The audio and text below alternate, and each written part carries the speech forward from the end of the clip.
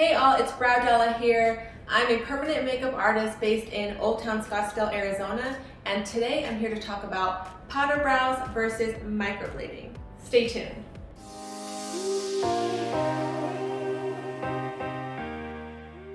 Powder brows and microblading are both forms of cosmetic tattoo enhancement for the eyebrows. The difference is that one, microblading, uses a blade, and powder brows use a nano needle. Both give the appearance of filled-in eyebrows. Now, I was a little bit hesitant to make this video because I know so many talented brow artists out there, and my intention is not to offend anybody, but I'm here to simply discuss what I believe is most beneficial to help clients achieve their beauty goals. With that being said, I personally believe that powder brows are a better option as opposed to traditional microblading. The reason for that is microblading, hence the name, uses a blade to cut into the skin. Powder brows is very superficial and less invasive compared to other forms of cosmetic tattoo enhancement. So I thought I'd make a video demonstrating the differences between microblading and powder brows, which is a form of machine work. With microblading, a hand tool is used with a nano blade to cut into the skin.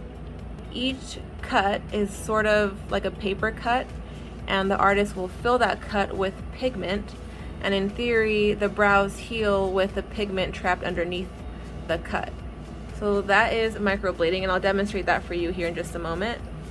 Whereas with powder brows, a machine is used. This is an example, there are many on the market, and a nano needle, just one singular needle, is used to deposit ink into the skin. So it is less invasive than microblading, which requires several cuts from the beginning of the brow all the way to the end of the brow, as opposed to this hand tool where we simply do scrapes along the surface of the brow and the pigment is deposited that way. So I'm going to demonstrate both for you, but I wanted you to kind of see the different tools that were used and the differences between the processes.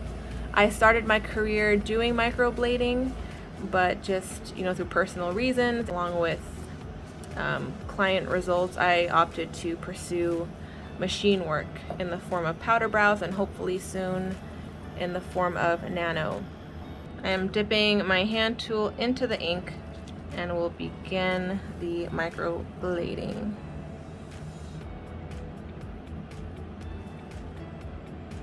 We are taking this hand tool and cutting across the brow.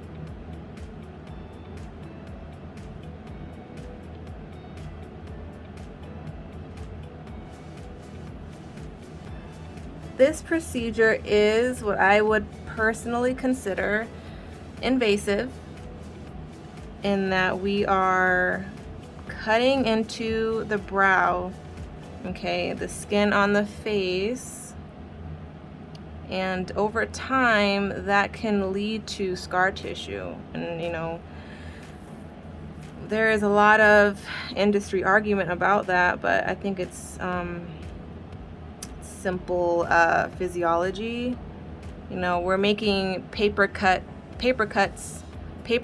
cuts across the brow, and the more you go in for touch-ups, the more you're cutting on top of those layers. So scar tissue does build up. Maybe not your first time, hopefully not your second time, but each time you go in, year after year, you're gonna get buildup of scar tissue as your skin's natural response to it being cut. So just something to think about. I'm not knocking any microblading artists. That is not what we are here to do. I'm just making an informative video showing the processes and educating folks who aren't familiar with the different forms of permanent makeup and how we as artists achieve our results. So here I have wiped all the ink away, and Again, this is strictly for demonstration purposes, not so much for microblading artistry. But as you can see, this is what I really wanted to hone in on. If you take this, I'm gonna fold it a little bit, and I'm gonna raise it. Do you see how those are cuts? Do you see that? Those are all little paper cuts. Let me see if I can see that. There is a brow, and if you pinch it, you can see the cuts, every single one of them. See that? That's what I mean when I describe microblading as invasive. When you do that to the skin over and over and over, it can lead to scar tissue. So really quickly, I wanted to show you guys some of my practice skins for microblading. These are my skins. I had very limited range of motion when filming this, so this is not my best microblading work. As you can see, a full brow can completely look like hair. It can really accentuate that natural, hair brow pattern that you may have. So this is what a full brow would look like. So that's that. And now I'm going to demonstrate powder brows. You take this needle, you deposit it into here. The machine soaks up pigment, as you can see. And now I'm going to film this, hopefully, in a way that, perfect, okay. So I had to switch gears and remove my tripod so that I could show you at a better angle. Normally I use both hands when performing the service, but essentially what powder brows is that we gently brush the surface of the brows, just like this. Of course, I'm not using proper form. I'm doing this one-handed, and of course we always use two hands. But as you can see, I'm gently brushing the surface of the brow, creating those powdery dotted pixels to give it a shaded, filled in look. That's what we are aiming to do. It's less invasive. We're not damaging the existing brow hairs. We're not cutting anything. It's a superficial tattoo. It's called powder brows because of these very fine dotted pixels. Do you see those? It gives a powdery effect. So I hope this demonstrates the difference between microblading and powder brows. Microblading is the manual creation of hair strokes via a blade. And as you can see, those are little cuts.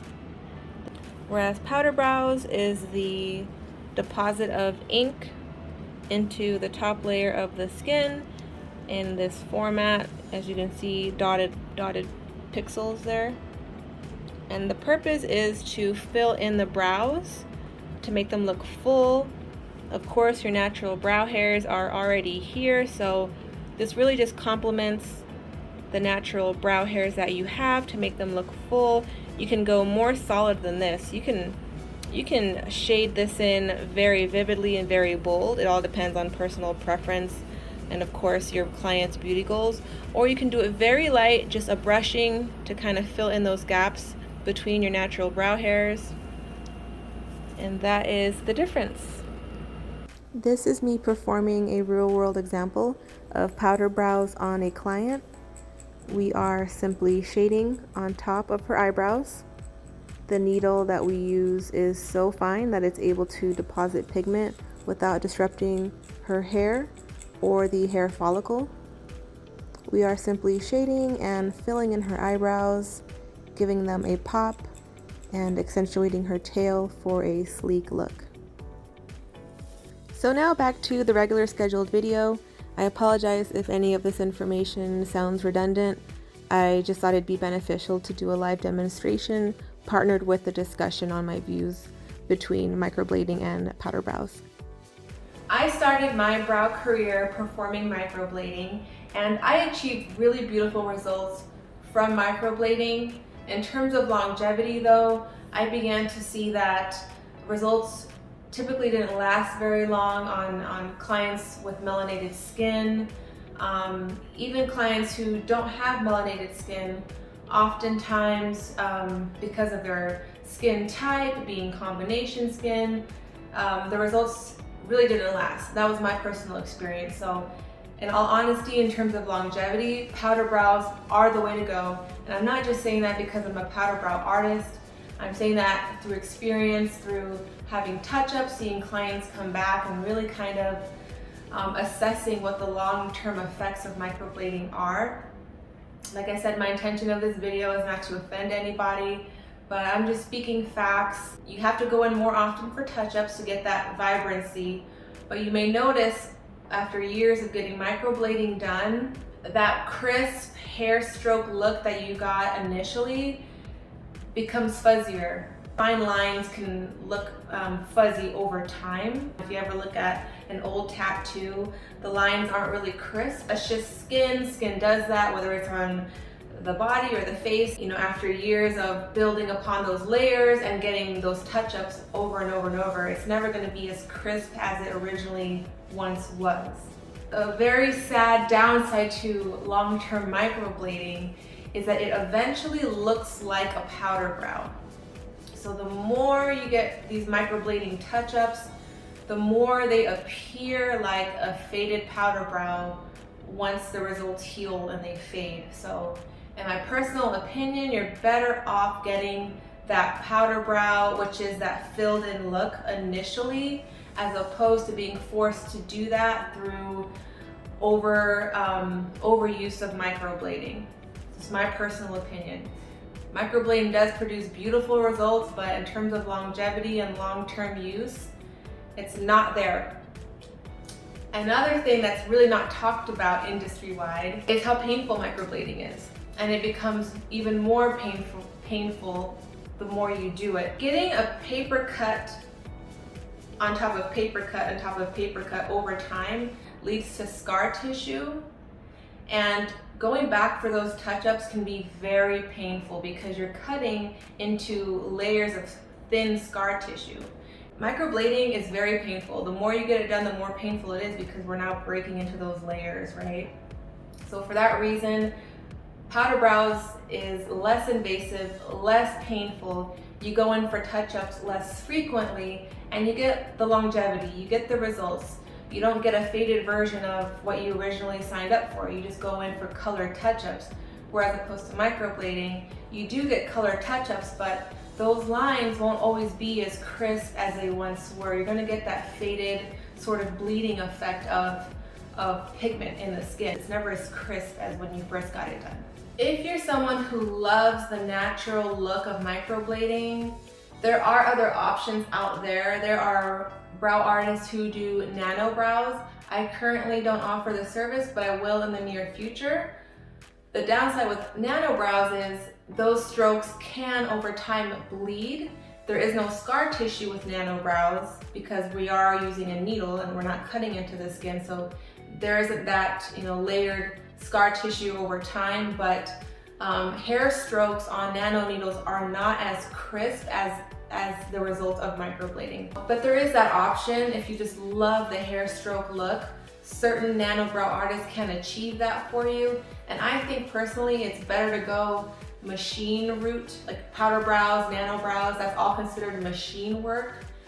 Over time, machine work is better for your brows, it's better for your skin, even though it may not produce the beautiful, crisp work that we all love from microblading. There's kind of give and take.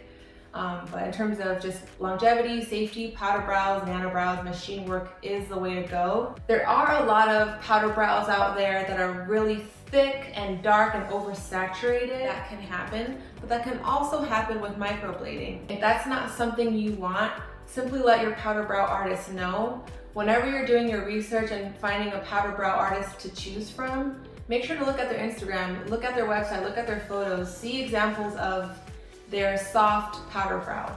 I have a signature soft powder brow that I perform where it's very gentle, almost minimal shading, because I have some ladies who love the natural look, whereas other ladies love the heavy makeup look, and I'm able to deliver that as well. It's all personal preference, but what you don't want is to choose a brow artist who only does thick, heavy, saturated work, and you ask them for soft ombre powder brows and they don't deliver. So you just need to be very upfront with your brow artist on what your expectations are and what you look for, what's your style, and check their work to see if they could even deliver that.